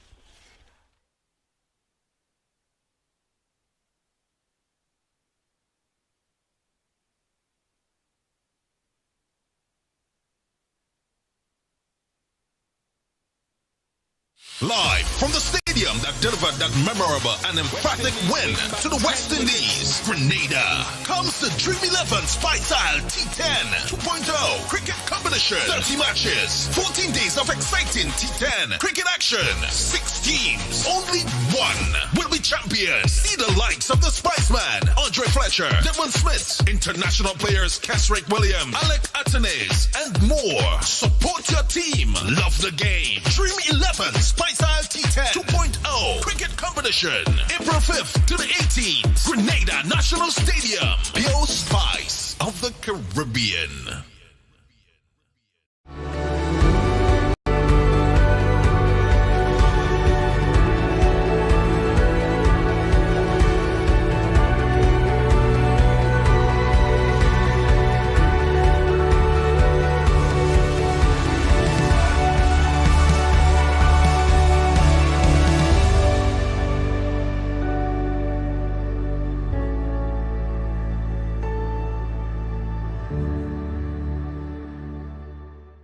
Energy. The world runs on it every day. Good morning. Welcome to Soul. Hi. Hi. And when we put the best of the Caribbean together with the energy we harness, everything runs so much smoother. Because at the end of the day, it's all about connecting people. Happy birthday, Dad. Soul, wherever your journey begins.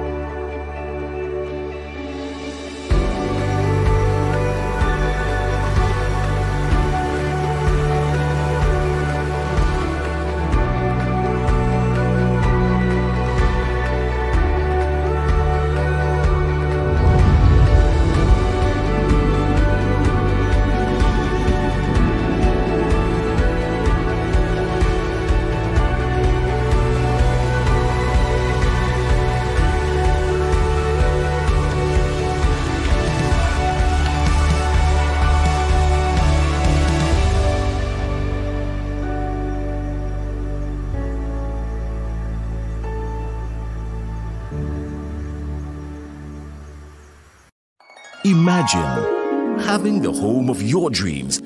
Imagine investing in that piece of property you can call your own. Imagine finally doing that home improvement project you've always been thinking about.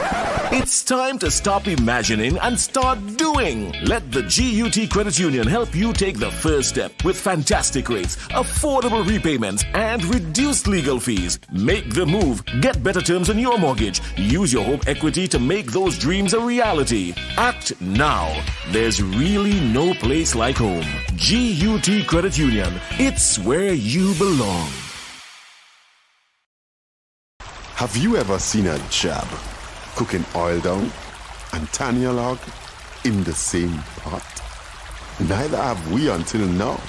But we guarantee there is a whole lot more amazing things to see on your next trip to Grenada. And if you encourage someone to book an adventure to our island paradise, then you can be one of the winners of special prizes compliments the 473 Connect program by the Grenada Tourism Authority. Sign up at experts.puregrenada.com/473connect.